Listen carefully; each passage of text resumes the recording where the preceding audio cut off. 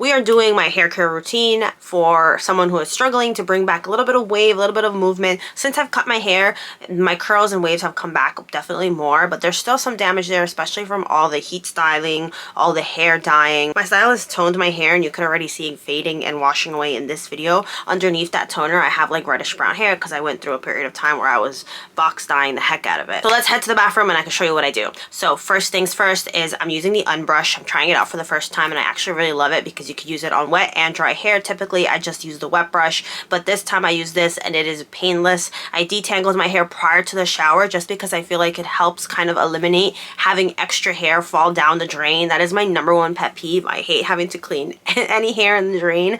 So I use the unbrush prior, or any kind of brush with a hair treatment, to detangle my hair prior to my shower. Of course I try to be as gentle as possible outside the shower, in the shower, because your hair is most vulnerable when wet. I will still detangle it one more time when it's soaking wet with conditioner. So I do that. My hair gets really puffy, obviously, because you're not supposed to brush out your curls, and then we head to the shower. In the shower I use mane and tail, the Herbal Grow olive oil infused one. I did try the original. I love that one. I want to say maybe I love it a little bit more than this current one that I'm using. It has kind of a green color to it. I think it's fine, but I think the other one gives me a little bit more shine. Do the shampoo, I lather up, I scrub my scalp. Yes, usually I'll do a sulfate-free shampoo, but occasionally I don't find there to be an issue with sulfate shampoo, so you will see me using them in this routine. Lather, lather, lather, and then I rinse it off. And I've been double cleansing lately with a different shampoo each time, and I find that really helps kind of remove any buildup from hair gel, from hair oils, from any kind of styling creams that are too heavy for my hair.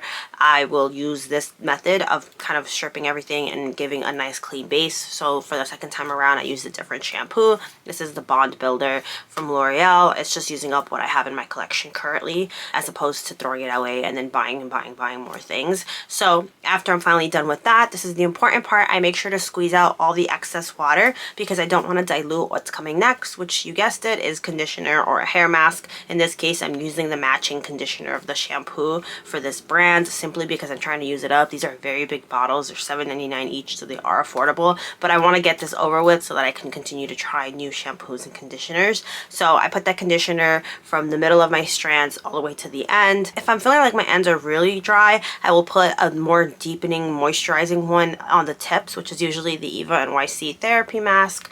I love that stuff. I put it on, I let it sit for as long as possible while I do the rest of my routine. Once I'm done with that, we start detangling, and it goes through like butter. It is so easy and fast when that conditioner has been sitting there softening up the tangles. And once I'm done with that, I rinse it off and we head over to my window where we do our hair styling. I always try to use some kind of leave-in conditioner. In this case I didn't have any, so I used the cream styler instead, just a tiny bit, otherwise it weighs down my hair. I won't be repurchasing this anymore. It used to work for me when I had a tighter curl pattern, and now obviously I have more waves than curls, so I'm going to be discontinuing the use of it once I use it up, because I'm not trying to waste my money. I'm not trying to be wasteful for the product. Once I apply that, that's when I go in with my mousse or my gel. Depending on what tutorial I'm following from YouTube or TikTok, I will change the order of this, but for today this is the order that I went. I apply it all over my hair. It smells good, doesn't leave me crunchy, and it has a nice amount of shine. And then I go with the OGX mousse, which is a very, very rich one. It smells amazing. It's super rich,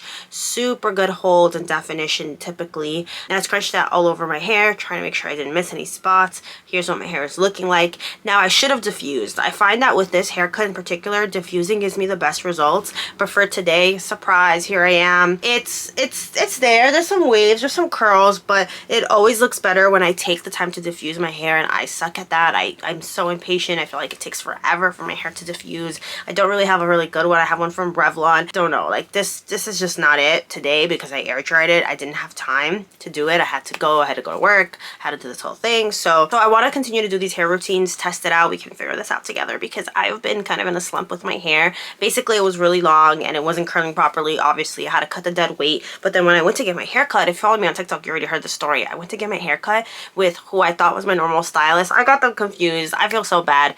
But basically, I ended up booking with with the sister and not the girl who does my hair. And I could tell because she was cutting it a little bit different. Like the other girl gave me bangs last time and she styles it differently. Like curly hair could be very finicky, especially mine. So I felt like this haircut didn't give me what I wanted, what the other girl has been able to give me previously. And I didn't realize it wasn't her until the end when the sister was like, oh, I think you meant to book with my sister, but we figured you'd be good, whatever. I don't know. Long story short, I just don't really like my haircut that much. She put a dark toner, like a dark brown toner to match my roots basically, because she said that my hair was looking crazy in the back. Let me tell you something, my hair from the back is none of my business, so I really should have been like, no, it's okay.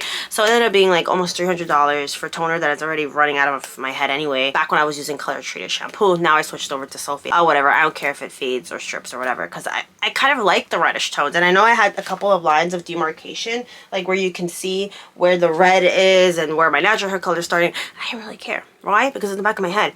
But nonetheless, we're here pushing through. I'm hoping my hair grows back. We could do a little tracker and see kind of how it grows for Halloween. I want it a little bit longer, but my hair tends to grow fast. But now I'm getting older. So I'm just kind of worried that that's going to impact my hair. So we'll see. Also, look at this these little flying bits. Anyway, if you made it to the end of this video, thank you so much for watching. I really, really appreciate it, and I will see you soon with another video. Bye.